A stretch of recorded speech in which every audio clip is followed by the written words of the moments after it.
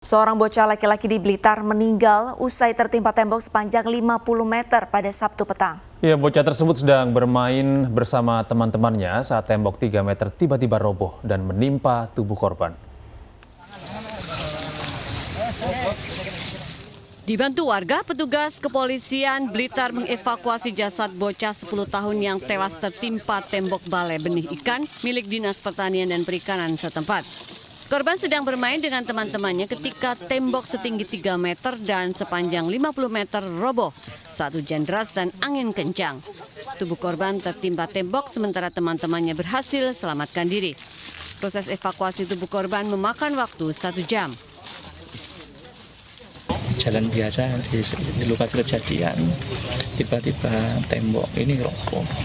Dari 11 anak tadi, satu yang tertinggal dan tertimpa tembok ini.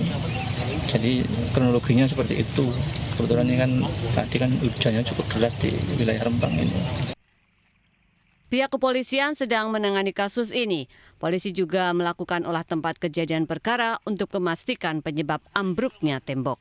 Dari Blitar, Jawa Timur, Robi Ridwan, iNews melaporkan.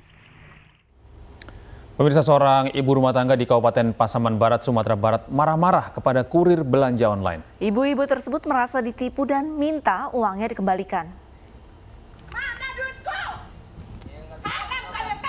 Ibu-ibu ini memarahi kurir belanja online karena tidak terima paket yang datang tidak sesuai dengan pesanannya.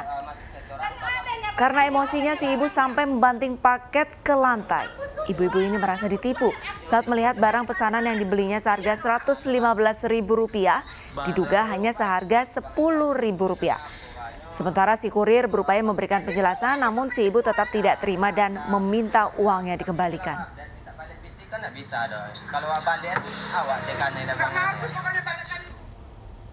Dirampas kendaraannya saat hendak mengambil oksigen untuk anaknya, pasangan suami istri mendatangi Mapolres Padang, Sumatera Barat. Selain mobil, emas milik Pak Sutri seberat 50 gram juga diambil.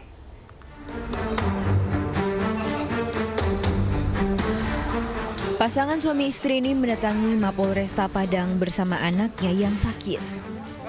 Mereka melaporkan tindakan perampasan mobil dan harta oleh debt collector di Tarandam, Padang Timur, Sumatera Barat pada 17 Mei lalu.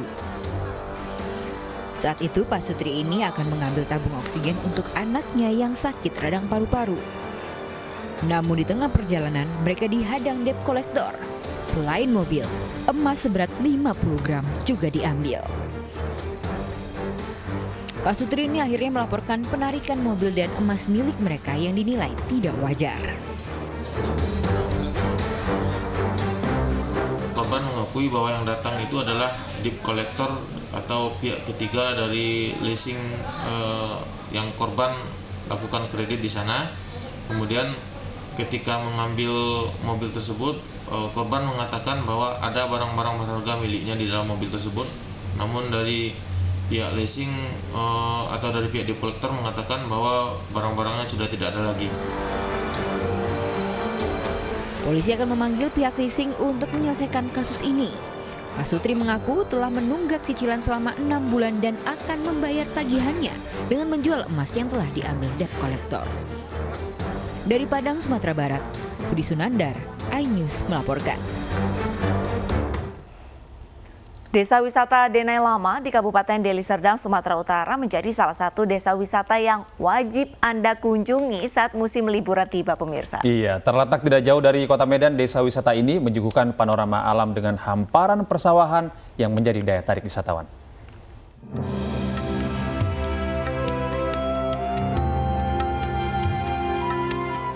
Desa wisata Denai Lama tak hanya memiliki keindahan alam untuk menarik wisatawan. Desa yang terletak di Kabupaten Deli Serdang, Sumatera Utara ini juga memiliki kekayaan budaya dan aneka kuliner tradisional yang bisa dinikmati di Pasar Paloh Naga. Potensi inilah yang menjadi modal utama Desa Wisata Denai Lama saat mengikuti gelaran Anugerah Desa Wisata Indonesia 2021. Jadi desa wisata ini adalah program yang akan kami dukung karena desa wisata seperti Denai Lama ini akan meningkatkan keterampilan masyarakat untuk menghadapi pariwisata era baru, yaitu pariwisata yang lebih berkualitas dan berkelanjutan. Dan yang paling menarik dari desa wisata Denai Lama ini adalah fokus di wisata edukasi. Letak Deli Serdang yang amat sangat geografisnya sangat menguntungkan, ini akan kami manfaatkan Pak Menteri.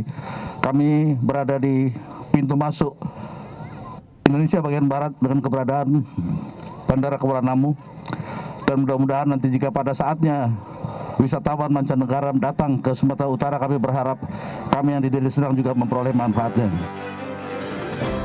Anugerah Desa Wisata Indonesia 2021 merupakan ajang pemberian penghargaan kepada desa-desa wisata di seluruh Indonesia. Ajang yang mengangkat tema Indonesia Bangkit ini diharapkan dapat mendorong pelaku pariwisata dan ekonomi kreatif mampu meningkatkan perekonomian masyarakat. Dari Kabupaten Deli Serdang, Sumatera Utara, Fikirian Yudi Permana Ainis melaporkan.